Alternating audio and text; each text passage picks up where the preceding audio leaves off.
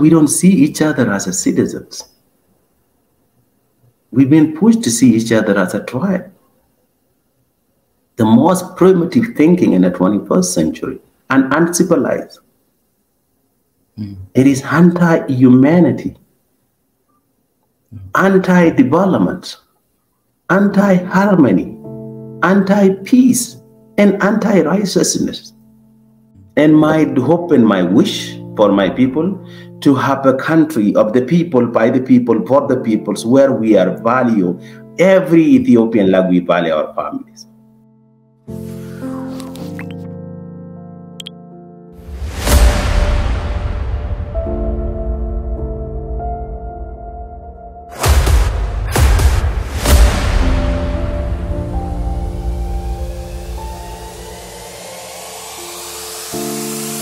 This is the journey to one Africa. But I realized that the problem in Ethiopia, it is a systematic problem. Unless you really root out that thinking, really lasting change will not come. So from that on, then I stopped saying that, going through an ethnic base way of justice is not the way to go. So I realized that justice will not come to the Anuak, justice will not come to Gambela unless it comes to the rest of Ethiopia. And I realized that the people in Gambela, they were targeted based on their ethnicity. And if had they been just viewed as a human being, they would never be targeted. So that made me to think out of the box and say that what Ethiopia needs is to create an institution, a movement of the Ethiopian people, not Ethiopian tribe. And then try to fight to making sure that justice will not come to one ethnic groups until it comes to all Ethiopia. That was in 2008, and we created this solidarity movement for New Ethiopia, and we've been trying to do that. It is actually a principle-based movement, and a movement that, as you can tell from the picture, the image, I'm glad that you put that banner, something I loved about it. What you see there is human beings, a father and a mother, an uncle and a sister, a wife and a daughter, just a precious human being, Ethiopians. You don't need to know their ethnicity. You don't need to know their language. You don't need to know their religions. All you need to know is to appreciate them and support them and guide them. So that was the idea of that principles, to create this organization. And if you look at it, the logo is a table of Ethiopians sitting together. And there's a word there, 50, Hebrew and Salam, peace and justice and unity on the left side. That's an Ethiopian logo. The logo is the Ethiopian flag. This is the website that, of the organization that. So the idea was, when you see this image of these people, this is who we are. You should not narrow us down to less than that. You cannot tell which one is Anuak in there. You cannot tell which one is Amara in there. You can tell that these are precious human beings. So that was how I got involved, and now that's why you see most of Ethiopian now. And so the principle are two things: humanity before ethnicity, or any other difference. The second one is, no one will be free until we are all free. If you look at it on the top there in Amharic and English, it says humanity or ethnicity on the left side. On the right side says no one is free until we are all free. And the idea to solve the problem of Ethiopia by talking to each other, not about each other. And it seems to be so many that are loving it. And now that's why some of the Ethiopians say that, our bald head brothers. So that is out of that. So thank you.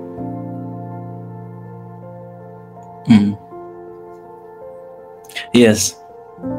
Can you hear me, Mr. Obang? Yes, I can hear you. Oh, yes. Yeah. Yeah. Go ahead. All right. I really appreciate for that recap of your story. I want to know what would you like to see for your people? See, what I would like to see for my people to live, fully as a happy peoples. I would really want my people to live the way God wants them to be. The life is too short into these worlds.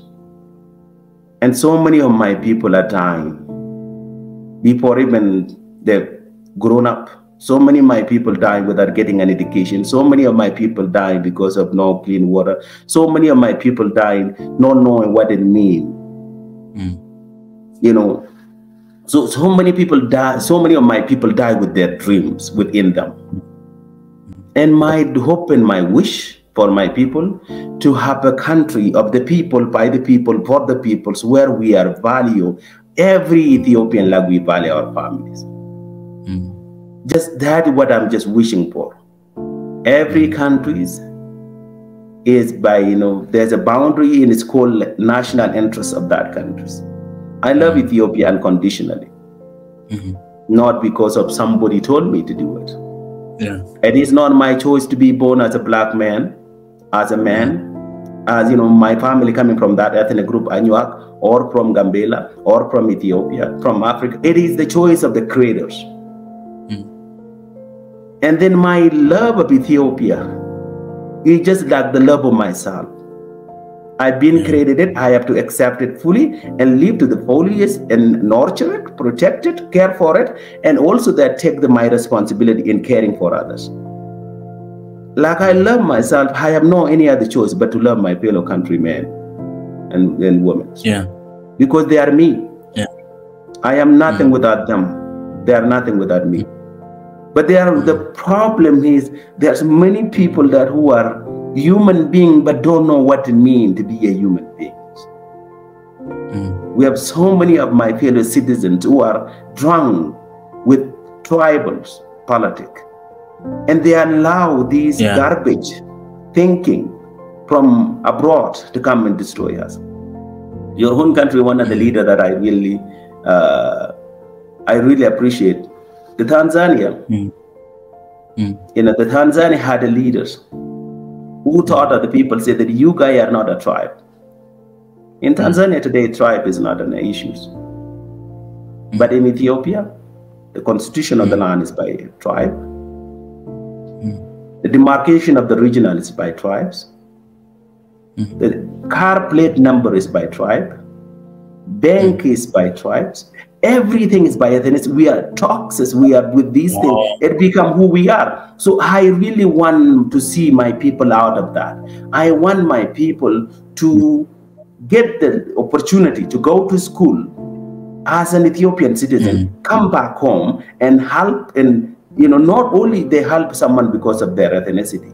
I want the brides of Ethiopia to lead the institution, not because of their ethnicity, but because of the knowledge that there's that. And this is what Julio Nyerere did. Nyerere did this in Tanzania. It is the reason today that Tanzania will not even think of having a constitution based on ethnicity, leave alone that, or even naming anything by ethnicity. So I dream and I hope for my country to be, you know, a country where my people, the life of every Ethiopian is appreciated, and then also that not only appreciated, every live Ethiopian will be pushed to live to the fullest, to protect it, nurture it, care for it, sustain it, give them the knowledge that they need. So we have almost over 100 million.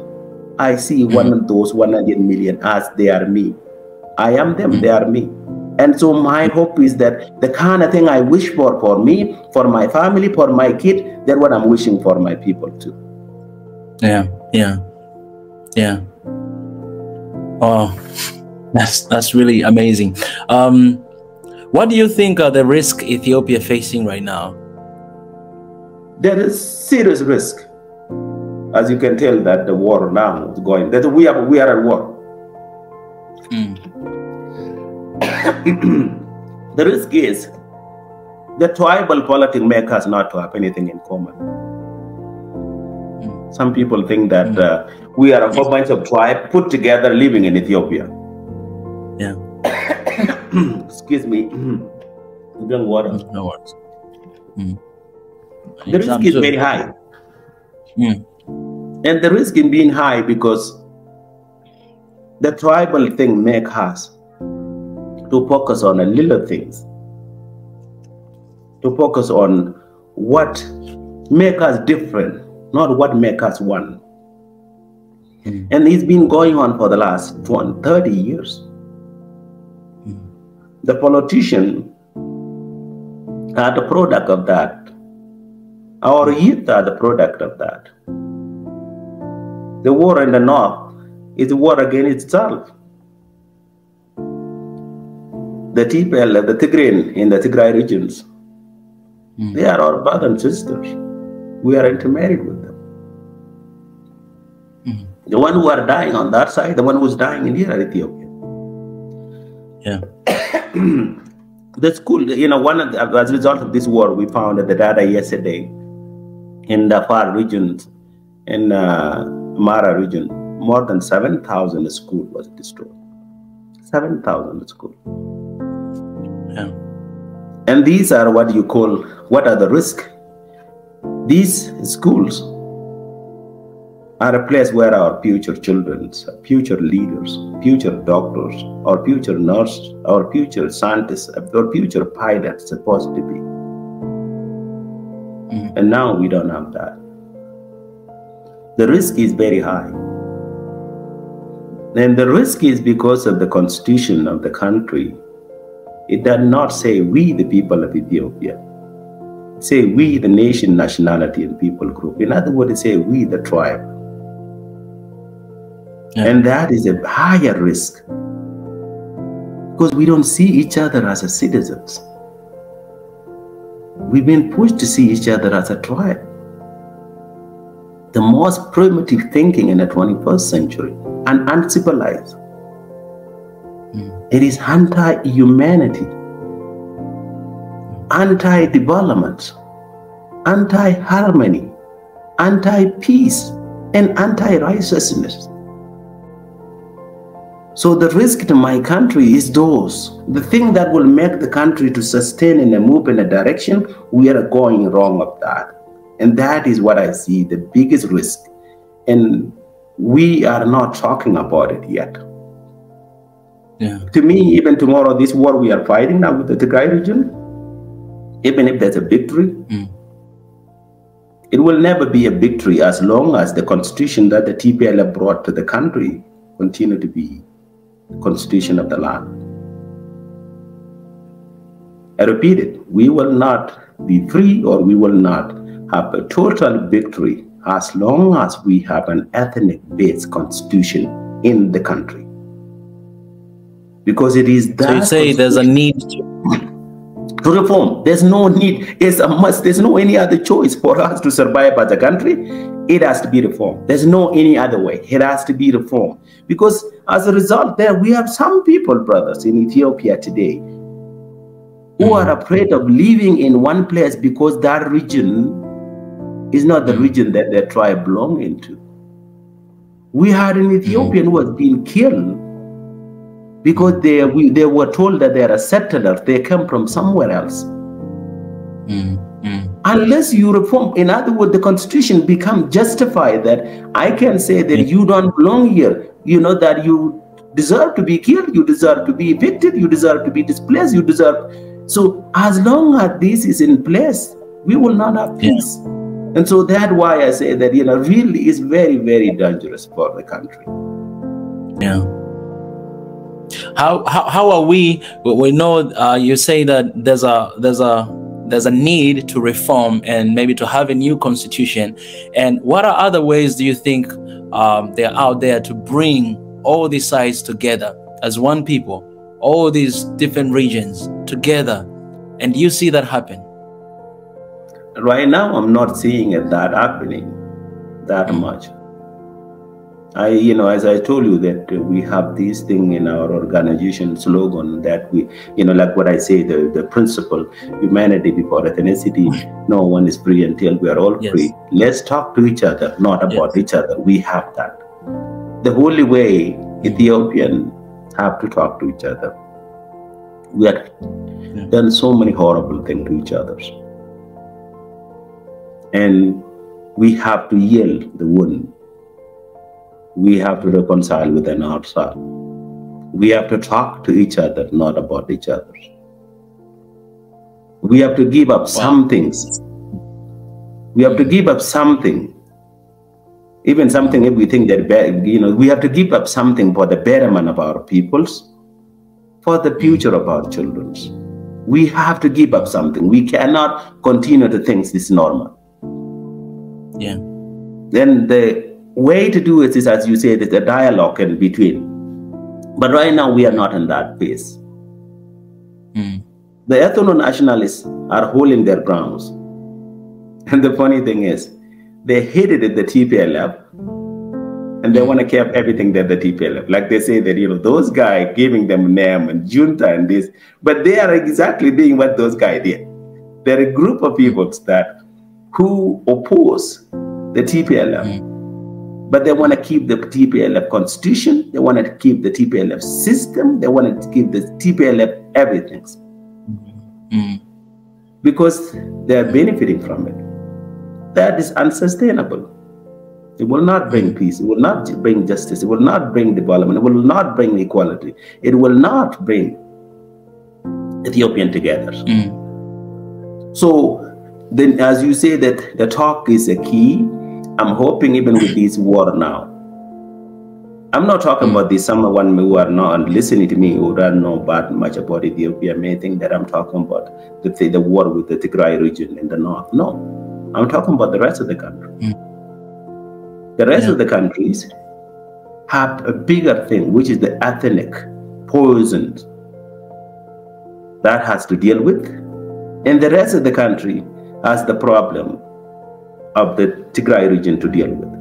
So the problem of Tigray region is a one thing, and you have the bigger problem of the country. So when you are talking about, bringing faction together, because you understand you're talking about from the country perspective, someone will think that is from the north. It's not about the north. Even leave the northern side, we have a problem within ourselves, in the country. So I think somehow there has to be Ethiopian of conscience, Ethiopian of studies, Ethiopian of knowledge has to come forward. Ethiopian intellectuals, Ethiopian religious leaders, and not these fake religious. We have these fake religious guys who are trying to say that they can talk to Jesus, or these fake guys who are, just they are what I call that, they are not a religious leader. They are money leaders. These Africans who are just corrupt in the name of religions. I'm not talking about those people. I'm talking about the genuine who fear God. And I'm talking about elders who are really not a tribal elders.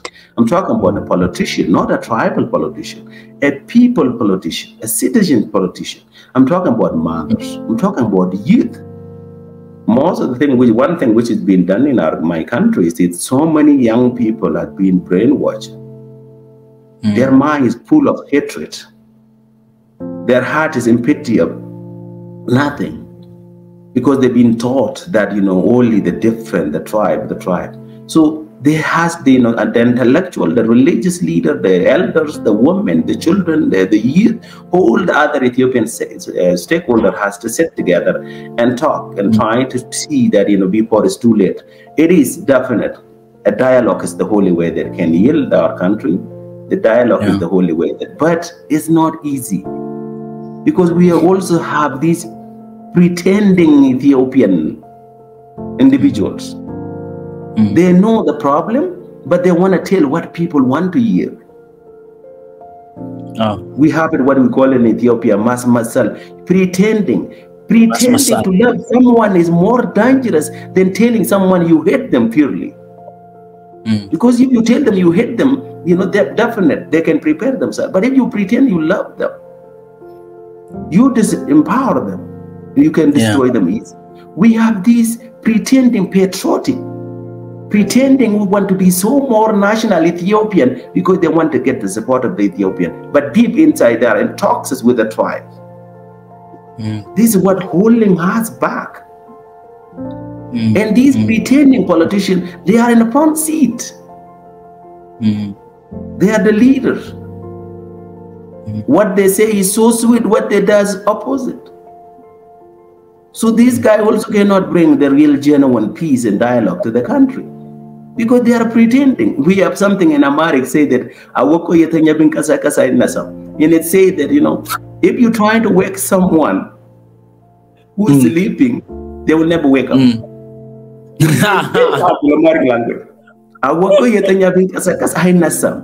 If you are, you know, pretending to sleep, if you go to wake you up, you will never wake up because you're not sleeping, right? I can say, wake up, wake up, wake up, because you will never wake up when you are pretending. Exactly. A pretending an Ethiopian nationalist will never bring a lasting genuine to Ethiopia because they don't believe in it. A pretending politician will not bring peace to Ethiopia because they don't believe in it. This is where we say that, you know, unity is a power only if it is a genuine unity. A fake unity is not a power. Exactly. Say that, you know, love will win. A pure love, fake love will not win. So this idea of discussion, dialogue, it has to be genuine, that authenticity. It has to come from the foundation and seeing that what do we have in common? And what do we have in common? All of us want to live freely. We want to enjoy the life that God gave us. These little tiny, you know, some of us may not even live 60. Some of us are lucky to live 50. But these little small life we have, these short time we have, how can we really appreciate it and enjoy it? So what we have is, you know, to making sure all Ethiopian put everything at difference. Let's create an Ethiopia where opportunities are available to anyone, where every life of Ethiopia, what it is good for me, for my family, it is good for my neighbors, it is good for my citizens. Unless we create that kind of system, we will be in trouble. But as you say, that is there any talk about it? Right now, it is not. And I keep telling the politicians and the religious leaders, stop these fake things. You see a guy wearing a religious leader, religious clothes, and then when there's a problem, they go there, they have a meeting in a hall, they put their hand up, oh, this is peace. That's a fake. It's not peace. You know what I mean? That these are the pretending religious group. So it has to be more than that. So I think that it goes back to honesty. Honesty is the key. If you build that on foundation of honesty and genuineness, definitely that we can yield the one, we can build the country, we can live a better Ethiopia than a beggar Ethiopia that we are in. Everyone in Ethiopia, and you can correct me if I'm wrong, but everyone at some point has been affected by the system that we are talking about, has been affected by ethnicity and all these things. Everyone is affected. Do you think people are ready to get rid of this system and to have new one? Do you think people are ready, but politicians are not ready to get rid of that? Or do you think, you know, what is your thoughts that when you talk to young people, when you talk to folks, do you think people are ready to get rid of this system, to get rid of these things that have been there for years and that have been separating them from one region to another region? Do you think people are ready to break out from that? I wouldn't say that all peoples. I told you that there are people that who drunk these coolers and get drunk with it. There are people that who have get into their system. Like an alcohol, when people drink alcohol, get in their systems. There are these people who drunk it and it in their system. Those peoples will never want to change. There are people who are benefiting from it. I always try to tell Ethiopian that tribalism is like a candy. When you put it in your mouth, it is so sweet and you enjoyed it. But once it gets in your system, it becomes like a poison. It will eat you from within. And there are people who still chewing that candy and think that it is sweet. The group who brought this to power, the TPLF, you know, almost 19 years ago, I wrote a letter to Mallas Zenawi, the Prime Minister of Ethiopia. That letter is online. And I say, Mr. Prime Minister, this way is not the right way to do it. The ethnic federalism is an experiment. It's a way that to control the majority of the population of the country in order for the minority to rule.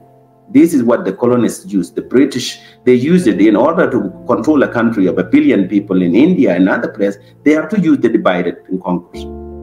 I wrote that, man. This is the wrong way to do it. Change it. He did not do it. I even gave a warning to the Tigrayan brother and sister to say that the TPLF is just using your name. Say, no, it's not in my name. That letter is online in 2009. He told the Tigrayan in detail about 5 pages. One day you will be targeted, even if you didn't do anything, because you belong to that ethnicity. Today, you may enjoy this candy because you can get easy access to loan. You can get land. You can get money. You can commit a crime and get away with it. You can speak your language, intimidate other people. But there will be a day where this thing will come and haunt you. I am saying this because I love you. You are my fellow countrymen and women. To those Ethiopians who are listening, you can Google that. It's online. And Obang letter to the Tigrayan brother and sister. I spoke in my heart and said that, the biggest elephant in the room, let's talk about it. And I even mentioned that the TPLF has tried to put the ethnicity on the ID card. And now we are talking about people that they've been targeted because of the ID card. You can put my name because I can be differentiated with you. My age, my sex, whatever that. But there's no need to put the ethnicity. And I told them. And then the TPLF Central Committee leaders, who is now the President, who is the head of the Tigray region, and then the guy that is in Abawal, who is in jail. And I told them that letter still online. Please, this is not the way to go. If you love your people so much, this is not the way to go. They didn't listen. But what I predict, it is becoming obvious today. It is so sad that some of my fellow brothers, Tigrayan brothers and sisters, are being targeted just because they are a Tigrayan. Because some of them are joining with the TPLF and people don't trust them anymore. We live our country today. My last name can make me being put in jail. And who did this? These guys, TPLF. They dig their own pit. And now look the mess we are in. So when you say that is everybody, there are so many Ethiopians who really hated this system. Those guys are ready. There are Ethiopians who took this system like a Bible, and they will die for it. And there are middle groups who are waiting, seeing what happens, and they don't know what to decide. When whoever wins. So there are people who think that this system was wrong when the Tigray was doing it, but it's right if my tribe is doing it. Those guys will not want to change it. That's true. It is not only the politician, it's the people as well. And if you look at it, Ethiopia is one of those countries, a unique countries. When we say that Ethiopia has never been colonized, I always told the people, Ethiopia is like a garden. A garden will never be beautiful with one flower. A garden with many flowers make the garden beautiful. The garden of Ethiopia, you have a dark guy, bald head like me, but is an Ethiopian, did not originate from another country, it originated from here. You see an Ethiopian who's a lighter skin, someone will think he's a white person, did not come from somewhere. You find an Ethiopian who looks exactly like East Indian from India. The only difference, is speaking Amharic. This is the beauty of us. This is who we are. But the tribal saying that this is not who we are. We have historically 3,000 years of living together. We have a religion tolerance better than that of America. In Ethiopia, you have mosque and a church divided by a fence. The Muslim guy will come and pray. When he finishes, the Orthodox guy will come and pray. And you go outside, you see the evangelical guy dancing. You have that in Ethiopia. Nabi Muhammad when his people was persecuted, he told them that go to some land there where you will be treated as a human being. Your right will be respected. He was not talking about Cairo. He was not talking about, you know, some other Arab countries. He was talking about Ethiopia. His followers listened to him. They came to Ethiopia. When they came to Ethiopia, there was a king of Ethiopia. The king of Ethiopia accepted them not because they were Arab, not because they are Ethiopian, not because they are Christian, not because they look like us. They accepted them because they were a human being. We know what it means to be a human being. We have lived it. And it's based on that when, you know, moving forward, when the Italian won, you know, the European meet in Berlin and divided Ethiopia like a bread by knife in that, and see, this is like a cake. And the Italian want to come and take over Ethiopia. That value from the king inviting, you know, welcoming Muslim foreigners in this land, Menelik leap out to that. And Menelik say, no, we may not have the sophistication weapon that, you know, the European have, but we are a bigger weapon than them. And that bigger weapon is the love of our country, our dignities. Menelik mobilized the Ethiopian with no Twitters, no YouTube, no phone, no fax, nothing. And Ethiopian answered that call from four corners of Ethiopia. They went to the Tigray regions to protect what? The dignity of a human being. To protect what? The Ethiopian, to say that we are worthy. To protect what? To say that the black human being are credited equal. God never created 99.9% human being. Exactly.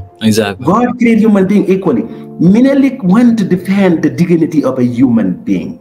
You cannot humanize us. You cannot dehumanize us. You cannot abuse us just because we have a different skin colors. We are more than the skin colors.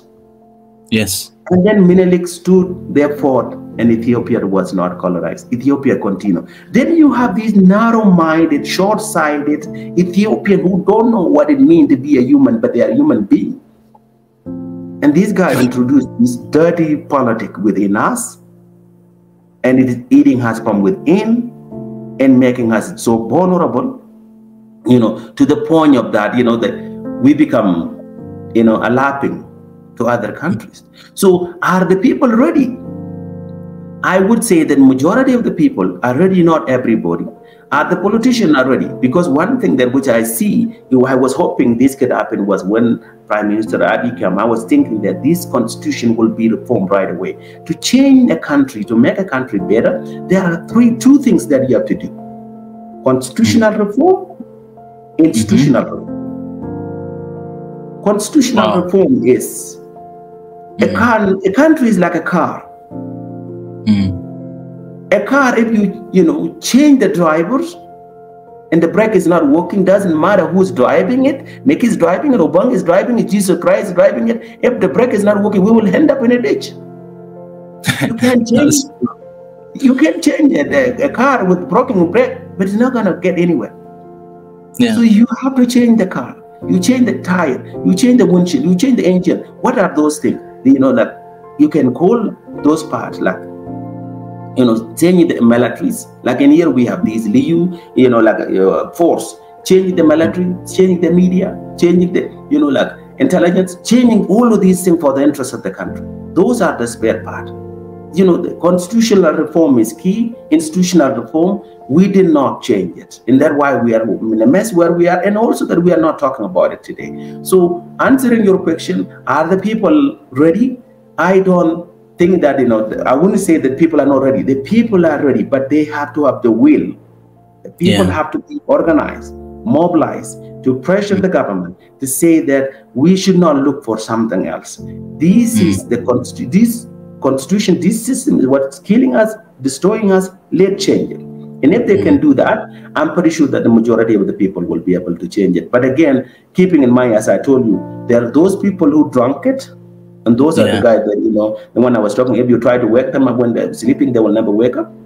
Because they're pretending they will continue to do that. So those people will always be there. But I believe that with these now Ethiopian, no more movement, Ethiopian back at home coming in and standing together and all of these things. I think that these may lead to something where people will be able to come to the point of saying that, no, we cannot tolerate it anymore. And talking about that, we have seen the impact of no move movement outside of Ethiopia. We have seen how much it's doing right now, and everybody's joining. Other African countries, even us here, we're supporting as well. But do you think it's the time to use the same thing within as well? We've spoken about a lot of challenges and risk that Ethiopia is at. Do you think it's the time to change? Like we say no more to international invasion, to our matters, Africa for Africans. But do you think we should say the same thing within as well? No more to ethnicity inside our countries. Do you think we have to do the same thing for our country inside to see about change that we are talking about right now? Absolutely, I love the way you put it. Like for me to come to you and speak like this, I say to myself, Obang, no more. I say to myself, Obang, if you have any feeling of ethnicity and you favor your tribe, you are not a decent human being. Obang, if you don't care about Ethiopians who are suffering, you are not worthy of a human being. Wow. I have to come to reconcile with myself. And saying that, Obang, you have to reject all the negative things within you. Obang, if you're trying to lie and say something that so you can get the support of Ethiopian, you are unworthy of a human being because you are lying to yourself. You are lying to God. Wow. Before I can go and talk to somebody else, I have to talk to myself. If you know it, brothers, we talk to ourselves more than we talk to anybody else. Exactly. We talk to ourselves, whether we are driving, unless we are sleeping, we are talking to ourselves. And if we talk to ourselves of good things and positive things, nothing negative can come out. To me, before I say no more to ethnic politics, no more to CNN deception and lie, no more to American misguided foreign policies, I have to say to myself, Obang, no more to negative thing within you. I have to cleansing myself. And knowing that my purpose is in this world is so short. So all the way I told some of the people that life is too short. You should not waste any time of trying to lie, trying to deceive, trying to manipulate, trying to take something which is not yours by force or by lie, by deception. So as you say that, look, if many Ethiopians in this country, leave alone even 50%, if 20% of Ethiopians think like you and me and they know their political right, we will never be bullied by the dictators. We will never be pushed around by the tribalists. And we will never be played by the Westerners who come and steal our resource. These countries are rich countries. We have plenty of water. We have plenty of natural resources. We have lots of fertile land. But we fail to do that, to use it, to utilize it. Because we did not say to ourselves, no more. What we say to others is different and what we say to ourselves is different. Those kind of people, it's not worthy to lead the country. They're not even worthy to lead their family. So the no more you are talking about, is I agree with you. You put it very well. If the Ethiopian can say no more to ethnic politics, to themselves, then they can go and convince their family. They can go and convince their loved one. They can convince their friends. The easy way to do that, sometimes you put other people down. You labels, you give names. The darker you are this. You are ugly, you are uneducated, you are backwards. Or these, we give names, to the darker people, we give them to Amara, to the Tigray, to the Oromo, to this, to that, all of these tribes. But if you say no more to yourself, you cannot say those negative things to others. And if someone say, you say, no, no, no, no, no, you are better than that. It is only through you. I always say that, you know, you give what you have. You cannot give what you don't have. If you have a tribal negative thing, that's what you give. But if you have a positive thing, you give a positive thing. If you put your hand in your pocket, you have to know first what you want. Because if you don't know, you will never find it. Even if it is your pocket. If you know what you are giving to the people, it starts with you. So I agree with you. There's no more. It is, you know, and it's not an Ethiopian thing. It's a humanity thing. It's a dignity thing. It's a quality thing. It's a truth thing. It's a genuine thing. It's a live thing. It's a light thing that can take us away from this darkness. But to make it become more successful, to make it more genuine, it starts with ourselves. I say to myself, no more to think of something negative about other group. I say to myself, I am better than those who put the tribal system in Ethiopia. If I get put into that place and I say, well, now I can do it, I'm no different than them. If I'm not different than them, then I have to say, no more. I cannot tolerate this. So I really, the way you put it, I loved it. We have to say no more to ourselves, to those negative things that really affecting us. And then we take it to the next group, like our friend, our family, our country. So like, for example, for Ethiopia, you know, I always remind Ethiopia. To me, Ethiopia is like my body. My body is made up of many things. You can see an Obang, a black man, but you can't break it down. My finger is part of Obang. My nose is part of Obang. My ear, my eye, my everything. And for this Obang to be healthy, every part of me has to be healthy. So for every Ethiopian tribe, is like every part of Ethiopia. Amara may be the hen. Oromo may be the head. Tigray may be the eye. Someone else may be the nose. Without all these things, Ethiopia will not function. Our failure to value this body of Ethiopia. The failure to value this body is why we are just now. So to me, we have to come to that point. And then this body, once we acknowledge the Ethiopia body, we can go. The Tanzanian will think that. The Kenyan will think of that. The Sudanese will think of that. And get to the point that for how long are we going to depend on foreigner aid? These people, we have all of these NGOs, Swedish development, again, Canadian development, all of these developments, and they're coming to Africa. For how long? We have the World Bank, we have these things. We are just begging for this. For how long are we going to beg when we have the resource? We have the most, richest continent in the world in terms of natural resource. The least in terms of knowledge and education, because we were not being given the right education. And in my country here, the people who are getting a better education now are the children of politicians or those people who have income, higher income. The rest of the people are not. How can you think of building a country with that?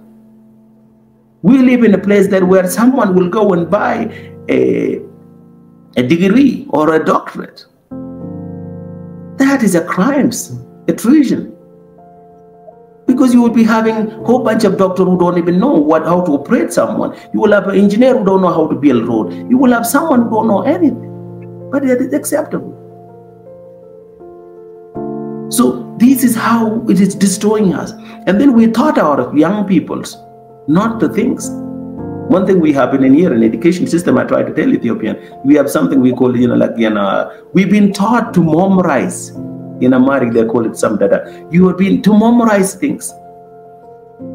Someone who memorizes things cannot think because they cannot analyze.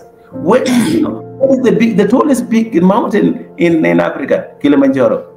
Period. Why Kilimanjaro? What makes it tall? Where is it located? What's about it? Which country in Africa that never been colonized? Ethiopia. Period. Why was it not colonized? Where was World War IV? In Ethiopia, that were Italian was defeated. Ethiopia was the only country that defeated the European. Why they defeated? Why did European invade it? Why did Menelik mobilize? Why did they fight? When you think, you analyze things. You think out of the box. And then you can find a solution. But we've been told just to read, just to memorize names. What's Obang last names? Who is Martin Luther King? Just a black leader that was fighting for the black people. Who is Mandela? You don't even analyze. Mandela is a guy who went to jail for 27 years. Why did he go to jail for 27 years? Why did he not come out? What happened? So we taught our kid not to analyze things, to memorize things. And so when you have this kind of education, how can you compete with the Chinese? How can you compete with Americans? With the British? With the Indians? With the Koreans? How can we? Because the education we give to our children is not worthy of going to go out there. So no wonder that we have this brain drain. The most educated within us who are better and bright, we don't create a better system for them. Because they come from a wrong tribe or a tribe that you don't like, they don't get an opportunity. The dummiest, the dumb who don't know anything will become the leader of some place or run a higher office because of their tribe. The one who was the most bright, they go outside and run to the West and work in helping build the Western countries because the environment in their country will not allow them. So when you have this, then you have the most bright African leaving Africa to go abroad. The dumbest African remain in Africa because the system was not created for them. So this is where we are as a continent, as a nation, and that's why I was hoping that no more can become, an institution that make us analyze things, make us think, make us question things. Sometimes even for us, there's some people who really believe that. And I grew up in the West, and I told you that I was living in the West. And some of the people think that actually the black people don't have history. Some of the racist white people say, oh, the African actually, they got their history when they got in the boat to be shipped to a Western world. They make us to believe that. But the truth of the matter is, we have so many great things. Whether you go to East Africa, West Africa, there's something there about the black people. You will look at the pyramid. It was not built by the Arab or by other places. This is truth. And if you look at this, sometimes you have these monument of Africans looking. They destroy the nose because the nose is flat. These are the black people, the nose is flat. Why is this guy breaking down the nose of these things? Because you don't want them to believe that. The things about us that, which show that there was a civilization, the way to take it, give them a less quality education, make them not to think critically, make them not say that they don't have a culture, they don't have history, and those things end up hurting the people. So the way to do that is a genuine education, a truth education that can be able to do it. And that's why I say that this kind of education, by the way, you and me talking about this thing, to those who are following, listening to you, you have no idea. This is a very powerful weapon. It can change other people. Definitely. You have no idea, my brother. You are changing some people. From your room, you're changing people.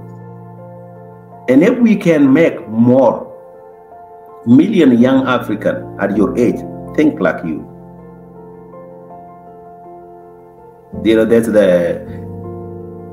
something they will call in America, Mangaru Charkan. That means that it will be the road will be clean. If we have many younger, bright people like you from every corner of this continent, Mangaru Charkan, nothing can stop us. Mandarucha. That's it. That's it. We can make it. We can get there. And that is what it is. To me, my hope is not in the politician. My hope is in the peoples. Not only the people, the African youth. The African youth, they have to come to realize that they are, brilliant. They are beautiful, intelligent, smart, process. They have to come to reclaim their dignities and connect with all the others. African Union was actually a great idea. But after those Nyerere, Kenyatta, Haile Selassie, Nkrumah, when they die, it become a union of club of dictator for lives. It didn't continue. Now we don't have any representation. But to me, it's not really blaming them anymore. We have some quite younger people like you. Our job now is to bring those young people and make them a more better than Nyerere, than Haile Selassie. Haile Selassie, Nyerere did not have a Twitter, did not go to study abroad and get these, by click of a mouse. Yeah. The platform is there for us, and we are not even using it. And the No More movement, it is not against any country, it's not against anybody, but for some things. We are not created to be against something. The No More movement is to say that no more to demonizing anyone. Yeah. No more to injustice, no more to abuse, no more to human rights, no more to demonize, no more to marginalization, decolonization. We have to decolonize ourselves. Yeah. So this is what it is. To say that, you know what, I deserve nothing less, nothing more than what I was created. And this is where I think that No More can, and the only way to do it, again, I repeat, that's what you say earlier, is start with ourselves. I have to say no more to these negative things. The negative thinking, the negative spirits, the deception spirit, the lie spirit, the backwardness spirits. I have to cleansing myself from it. And when I go out there, I go out as a clean man, fear nothing. And if I die for a purpose. Then someone else will carry on from where I left. And so to me, this is where we are up to be. This is where we have to. We have a challenge ahead of us, but it may look, like so difficult, but it is not difficult. It is easy. It can be done. It's doable. It's been done before. Look at the other countries. China, where one time was not like this. There's many. Even look at the Dubai, the United Arab Emirates, was a desert.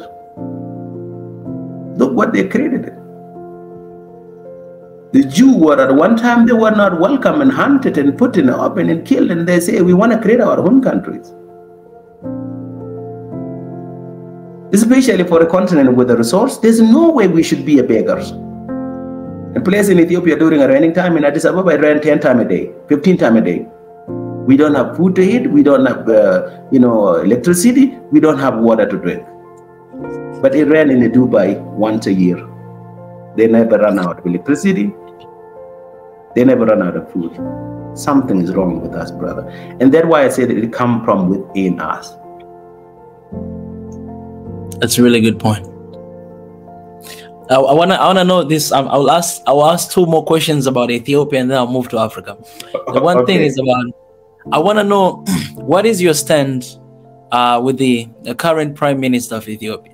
Very good point. My current stand with Abiy, I'm not a member of that political party. I don't have any support of any government. My stand for him was to do much more greater things than the people before him. I was one of those people who live abroad. Because of what I've been speaking and talking like this, those guys, the TPLF, actually they put people on the diaspora as a terrorist, and I was one of them, according to the TPLF. Oh. Yeah. And yeah, wow. And even though I never talk about killing anybody or anything, they didn't like that. But when the change came, one thing I was really hoping for and dreaming for was to have a genuine, meaningful reform. That was what I was looking up from the current Prime Minister. When he came abroad, I met him in person. And I told him exactly. I told him that you have a golden opportunity to give the country to a right direction. And now is the time to do it. And I told him constitution is the key. Constitutional reform and institutional reforms. And then when I come back to the country, I met him in person and talked to him. To me, my biggest thing was I cannot settle under the tribal system as if it is normal. My stand with him in there is that not talking about that system bothered me, disturbed me. This system is wrong. And he's trying to sweep it under the carpet. It will not work. My hoping is wishing for him to change the country in the right direction by changing Ethiopian rather than being nation and nationality people group. We have three descriptions of ourselves in this country. We can be called nation, nationality, people group. The most primitive backward system in the 21st century. You don't find it anywhere. That's the law of my country right now. And my stand is for them to change it to say, we the people of Ethiopia.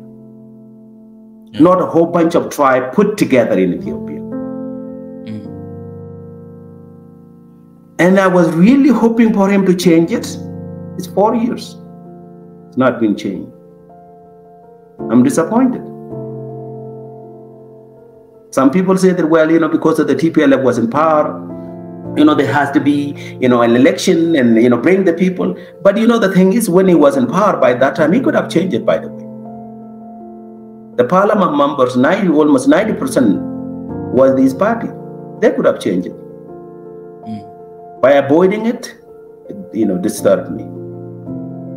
But I still hadn't lose hope in that.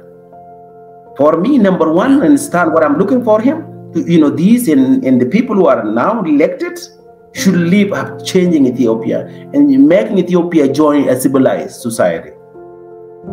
Change the constitution and making us not a cages. In Ethiopia, the region is named after the ethnicity. The TPLF has done it.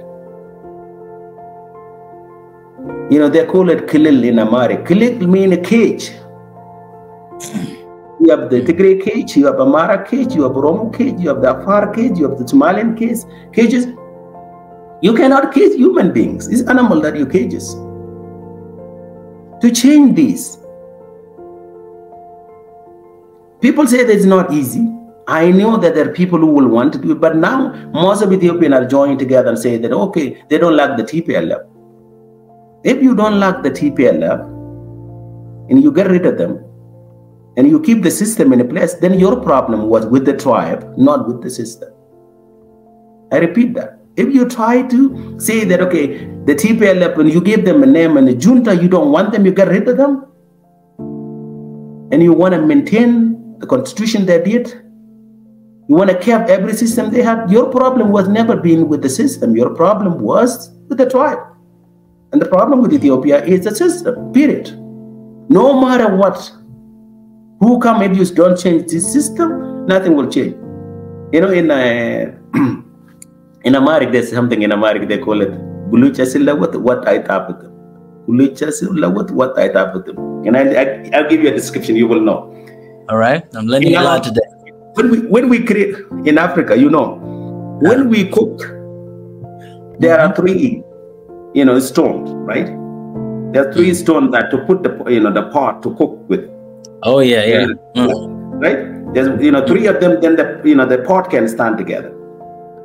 Those in the Ethiopian language, Amharic language, what I thought with them. If you change those parts, doesn't change the taste of the what you're cooking. Oh yeah, yeah, still the same. Exactly. Wow. So if you don't change this, no matter who come in, yeah, it's still the same. So my stand was for him and the people who are leading to change that.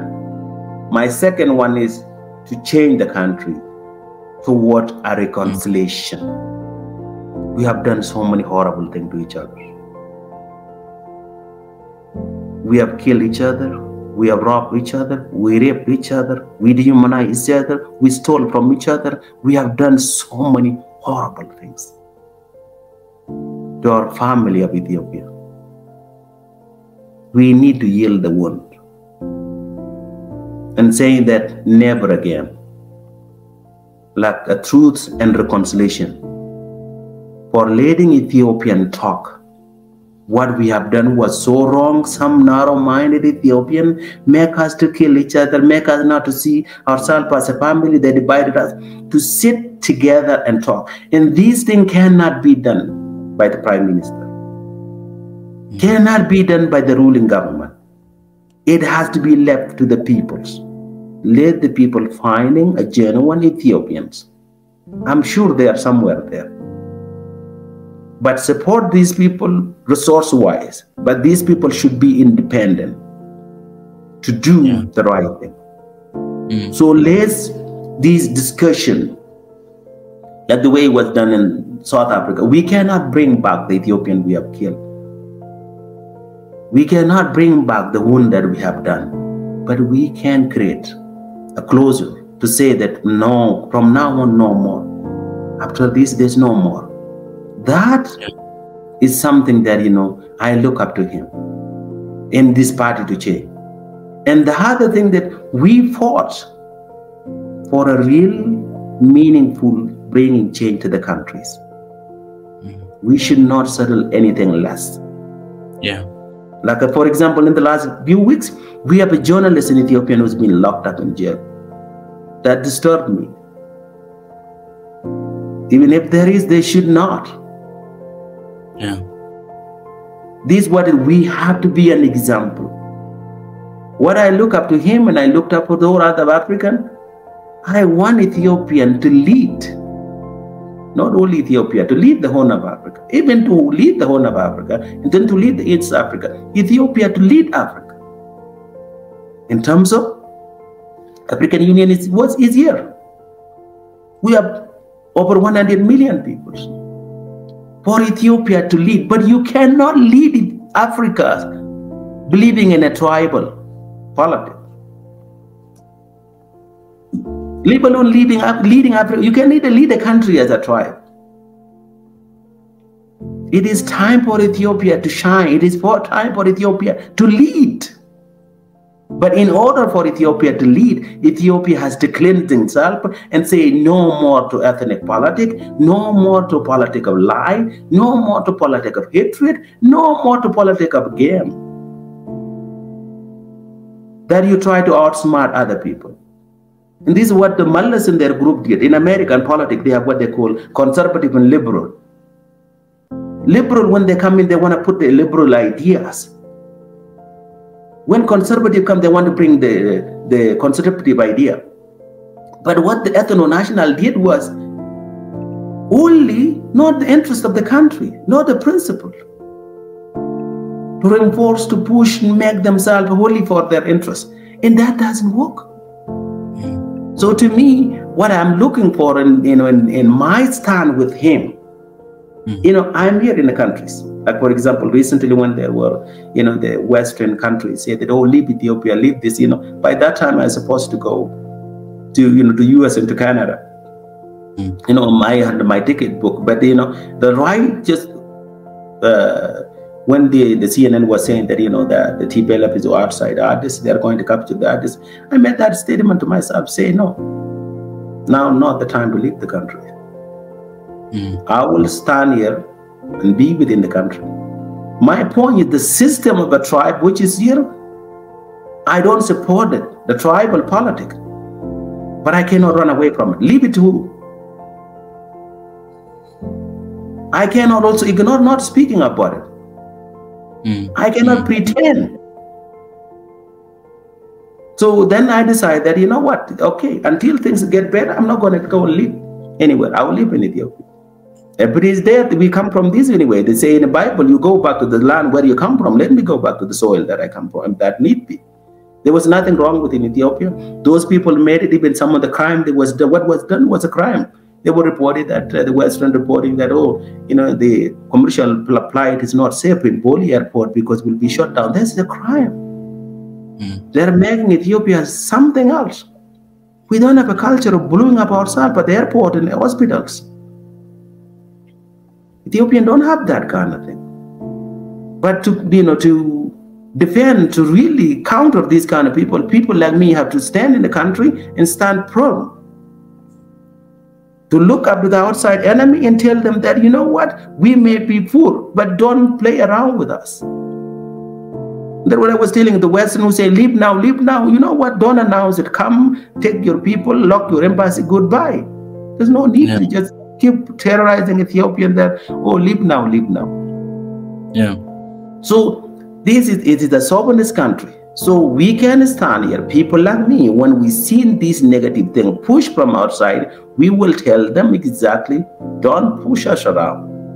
And when something wrong with the government who's here, we tell them too, no, we are better than this. There's a better way to do it. Right now, we are at war with ourselves. As you can tell, what happened is horrible. But my stand with him and what I'm hoping is to take the country to the right direction. That, again, we will not go back. In this, we have so many golden opportunities. The young Ethiopians stood up in the 70s and say that they don't want to live under the monarchy, to get rid of Haile Selassie, the king. Yeah. You know, the coup took over. As a result of that, Mengistu Mariam killed the king. He should have saved him.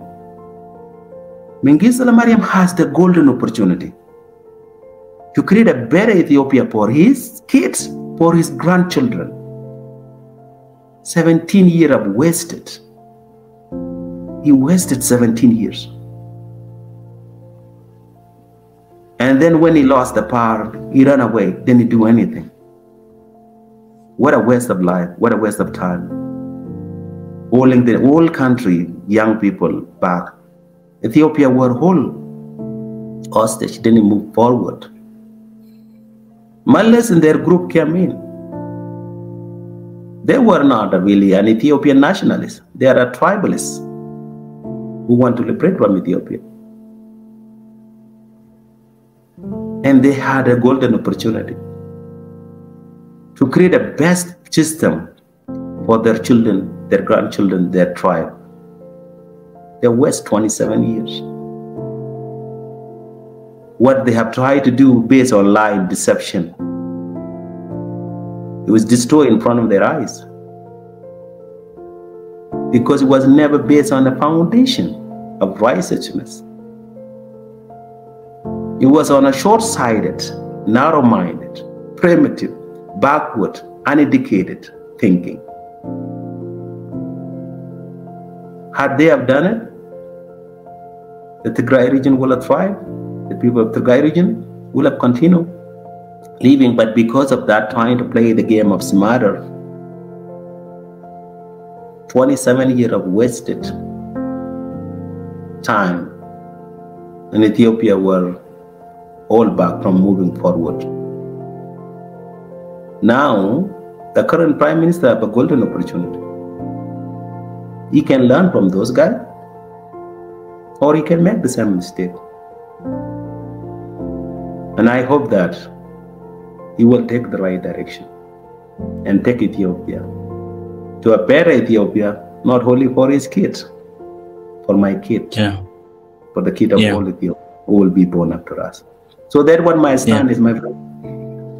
All right, I have this little question. Who are Fana people, and why no one is talking about them? Yeah, who are what? Fana people. Is there Fana people? Okay. Very good. Yeah. Man, you're becoming, aware of Ethiopia. Okay. The thing is, from what I heard, these are people who are fighting weapon, are fighting for, for what's going on right now. But I wanna know a little bit in detail about this small group of people and why there's no one who is talking about them. That's a very good point. It is called, Pano. It's a Pano. Pano is a youth and a young people from the Amara regions in the north part of Ethiopia. One of the things that is, the Fano. Fano is a young people from the Amara regions who've risen and tried to defend the right of their ethnic groups. These are a youth. When the TPLF was in power, people overthrew it. There were a protest that was going on all over the countries. One of them, in the Oromia regions, in here, Ethiopia had more than 80 something tribes. The Oromo and the Amara are the biggest. The Somali regions are almost the third. The Tigrayans only make up 6% of the population. And they were the one who ran the country for 27 years. They used the divide and conquer. To them, Ethiopian back before we intermarriage, the elder, even the kings, they intermarriage to keep peace. But one of the tribal group used to say that they have to create a monster. Like people who believe in, in a God, you have to create a Satan or evil. For the ethno-nationals people, what they fought against resistance was not really a system alone. They made it to be about peoples. They tried to make it, they made it to be about Amara. Amara is the second largest ethnic groups. They say that most of the king, Menelik is from Amara, Haile Selassie is from Amara, all of these things. And these tribals say that, these tribes were a monster, they mistreated us, they killed us, they did this. In terms of finding a better way to address it, they make those guys a monster, a boogeyman. So hold these things, liberation, they want to liberate from Ethiopia. You have these tribal groups, Tigray liberation from Oromo Tigray, these fronts they want to liberate from Ethiopia. From them is not from a country, to them was from this tribe or from this group. So to them, instead of making it about a system, they're trying to make, it was being made as about the tribe. That's what I say earlier, that in a country, you take the ugly and the good, all of it, and then take the good out of it.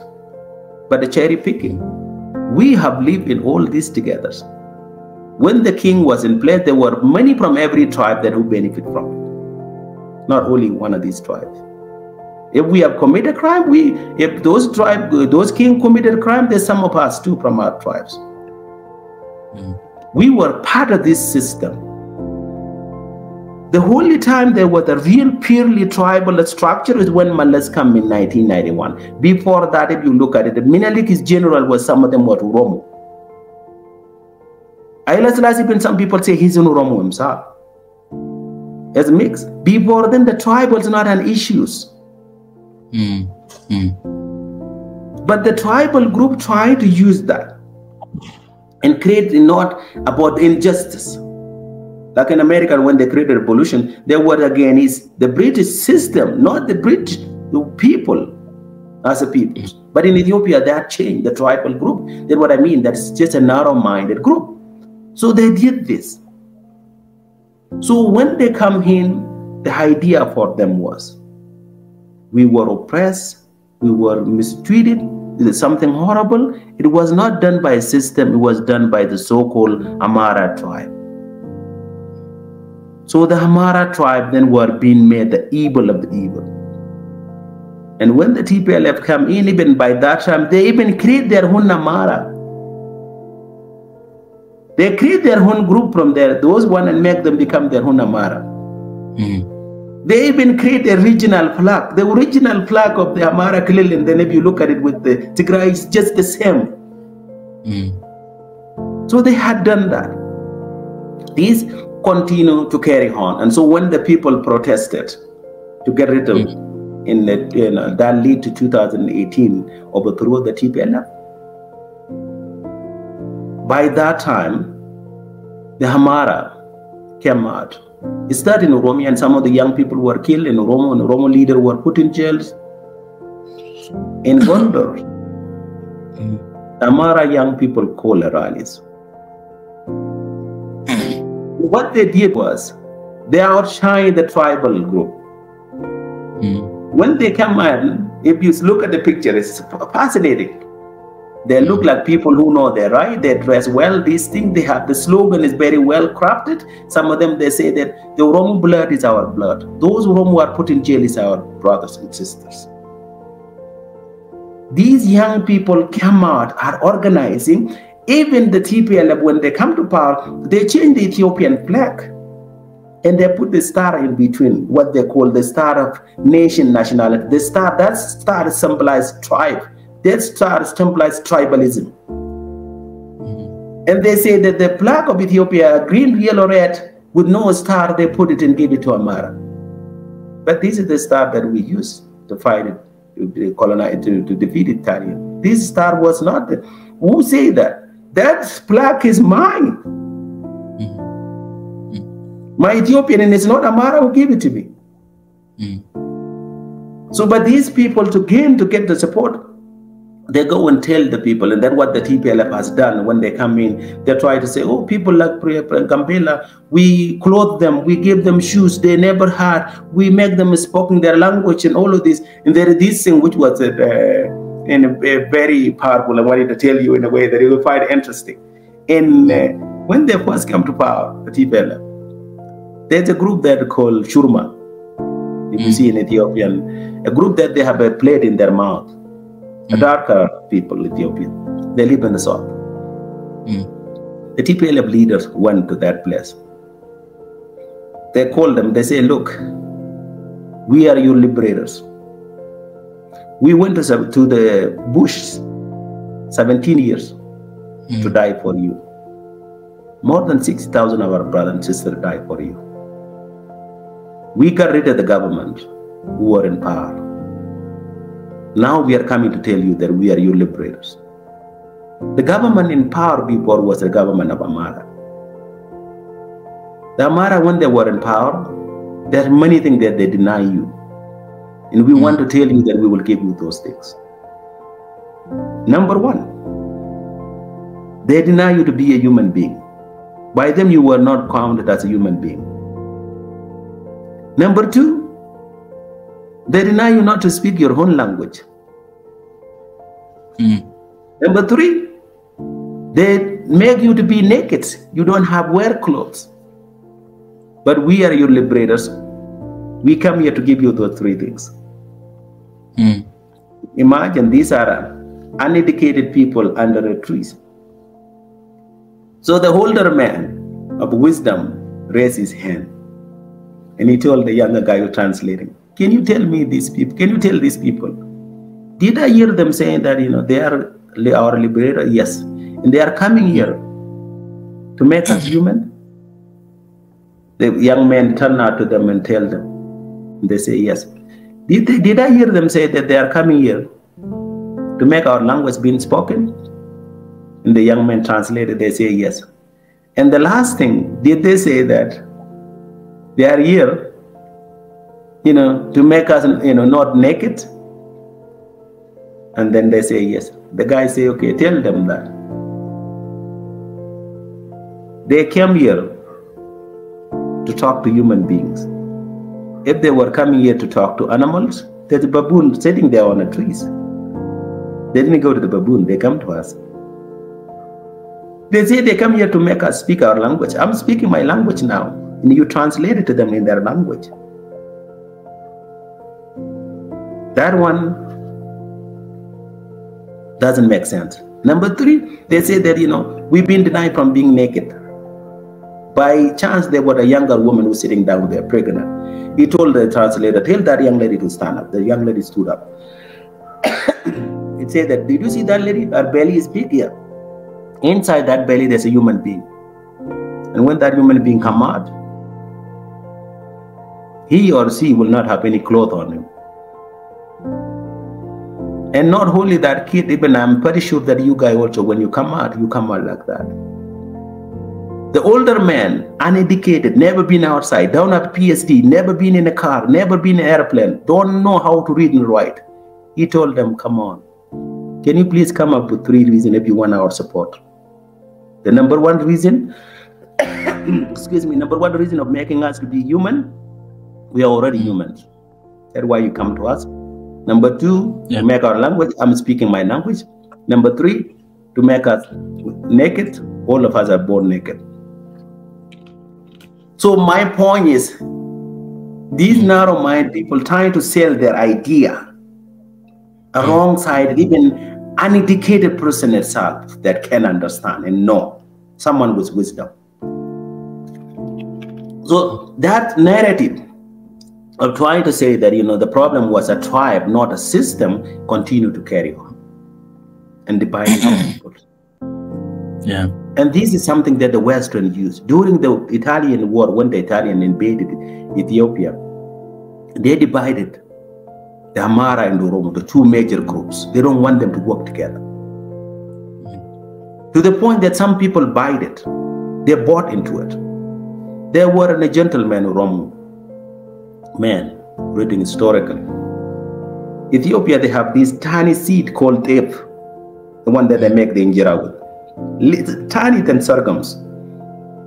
Some of them are, you can be brown, like black, the other one is white. So he want to tell these, the Oromo and Amara who are believing this lie of you guys don't have anything in common. The young man took the brown tape seed and then the white, and he gave it in front of the demonstration, like a like a lab. He told the younger person to pound it. The lady grounded it. He said, mix them together. They mix it. And then he said, then look, Oromo and Amara are like this neck tape and white tape, like a white and then a brown. When you ground it, become a flour, you mix them together. Show me who can divide it. That man was a man who's uneducated. He said, we are like that. The blood that go through our veins, like a white flour and black flour mixed together, you cannot separate them. Yeah. These things continue to be, and the TPLF tried to capitalize on it. And so when Ethiopian were fighting was, was what I call a sectarial struggles to get rid of the TPLF. They will give something to Oromo and give something to Amara, give something to the other group, because this is the only way that attack it. But eventually people come to the point, these young people, the Oromo young people have a year, they call it Kero, the Amara has a year that called Fano. And these young people then stood together and rallied together. That started with when the Amara said that the Oromo blood is our blood. That created this greater movement, eventually then pushed Haile Mariam Desalegn to resign, and then led to Abiy coming. And these younger Amara kids were a peaceful group. They were not in people who hold the guns. But when the war took place with the TPLF, they were the first to rise up to protect their family and fought back. They fought back. They are organized. There are some people for sure within the government who don't want to raise their name. In a way, I feel that, like by raising their name, you are kind of maybe minimizing the government or minimizing the defense force. There's some people who are afraid of that. But it shouldn't be. That's what I mean earlier. Say no more to yourself. These young people give their life and their blood to these countries, like the defense force, like everybody else. So the reason is, out of when you are not free, you will not see a bigger thing. These younger people who are there, they are not a terrorist, they are not a monster, they are not anything. They are just an Ethiopian who stood up to defend their family, to defend their countries. They deserve that. You try to sweep and say that, oh yeah, we don't want to talk about them. The truth, even if you don't want to talk about it, God created us, the Creator knows. Yeah. People love us. So I'm glad that you brought that up. There are some people who don't want to mention that. That's what I mean earlier. Ethiopia need to cleanse themselves. These are some of the issues that we need to talk about these things. Pretending. What I said before, you know, the sleeping guy, you try to wake up, it doesn't. These pretending and denying, not giving credit where the credit is due. So to me, these guys are not a whole bunch of people that will go and kill innocent people. They are not a group of people that will say they want to destroy the country. They are not the people. They are people who are just doing their share to contribute to the betterment of this country. They start as a peaceful group. When things get worse, even the government is now fighting in a war, they pick up the gun to defend their family and defend Ethiopia. They are not an enemy of anybody. These are younger people. So that who those Fano are younger peoples that within Amara regions who try to protect their family. And actually, if you look at it, within this story will tell. So many of them. The tribal group give the ownership, a false ownership, and saying to the Amara. And say that, you know, the Amara is not us, Ethiopia belongs to them. We are not this Ethiopian. We are tribe, but Ethiopia is Amara. But when Ethiopia was falling down in the north, the Amara actually went and claimed it. Like someone saying that it's not your child, they say, you know what? It is. Yeah. Unconditionally. History will tell that later on. So that's what I mean. This is not a whole bunch of terrorist group who are doing this. And that's why I say that with confidence, these are younger people who don't want their country to go down. To me, they are heroes. They are fighting. They're worth to be appreciated and, you know, supported, and then work with them, giving them, you know, the acknowledgement that they deserve. Yeah.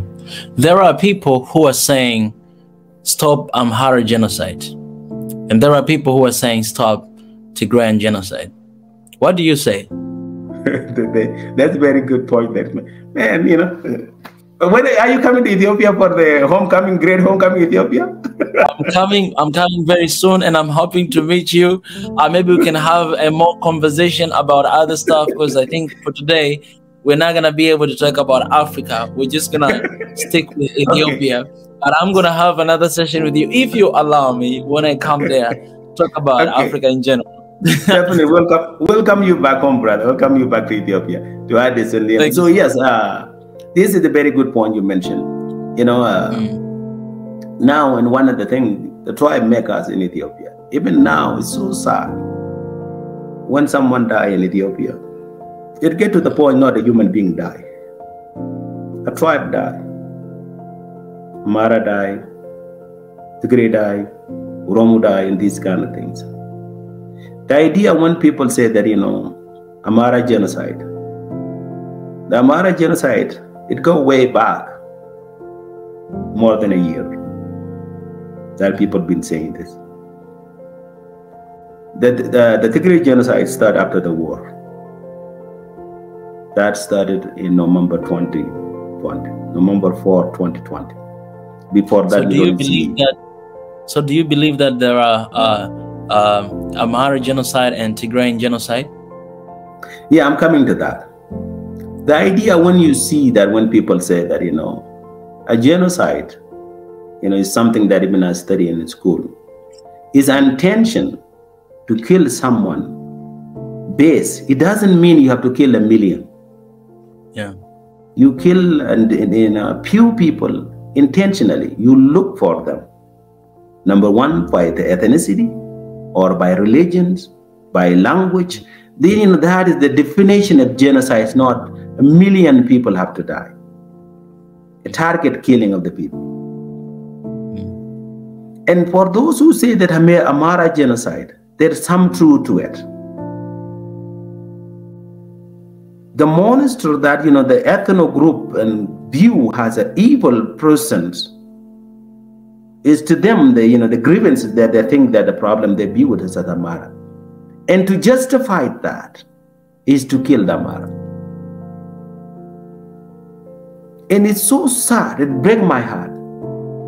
There's some poor Amara women who have nothing, barefoot, who died. And the only crime that they have committed because they were Amara and they live in a different wrong regions. That happened not once, not twice, not 5 times, not 10 times, more than that. It's documented. And so that when the Amara said that, this is just a target killing.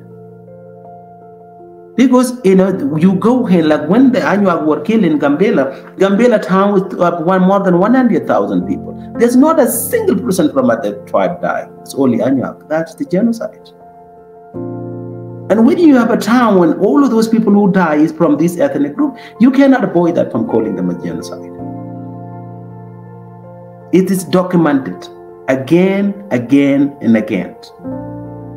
Even people who have that, they have a name, and targeting them based on that. They are a settler, they come to this, you use that, the problem, mess you are in because of created by them, they deserve to die, they have to do this, go back where you come from. This has been going on again and again and again by ethno-national group who think that this is the way to justify the killing. And so the Amara came out and say that genocide, there's justification to that. We cannot deny them of that. As the truth is a fact. When it comes to the Tigrayan, and they're saying that the Tigrayan genocide, to them was a general thing where they think that the government of Ethiopia went and killed the Tigrayan. We have a Tigrayan living in Gambela today. No one hurt them. We have a Tigrayan living in Addis, in the south, in Afar, in the Somalia regions, in other places. No one killed them. They don't get targeted because of their ethnicity in other regions. It's very difficult to call that a genocide. It's not a genocide. It is a documented thing. When the government go and kill, the government doesn't go and kill them because they are a Tigrayan. It's the TPLF soldier who are supporting them. The government don't go and look at and say that where are the Tigrayan, that eliminate them. That never happened. So that you have this thing where, like a competition that, the Tigray genocide or the Amara genocide. To me, when you talk about that you don't really find a real credible evidence where people go out and say that, kill those people because they are a Tigray and have those video and document it and bury them in a mass grave because of that. You don't see that in Tigray region, but we have seen it in Amara. And so that's why when you see people are saying these things, even the Ethiopian Human Rights Councils and then the United Nations Human Rights Council, they put a joint statement. In the Tigray region, there were no a genocide that really been done. And if there is, and I say no, did not, I would not be a decent human being. Yeah. Because the one who will die there are my brothers. They are my fellow countrymen and brothers and sisters. The truth has to be followed. So when we speak about the genocide, that's how I can really do that. But it is documented. We will know because of these people to justify it. As I say, that the monster, that the evil that was created was Amara. Then by this tribal group, they deserve to be killed. They deserve to be kicked out. That is the documented thing. All right. Okay.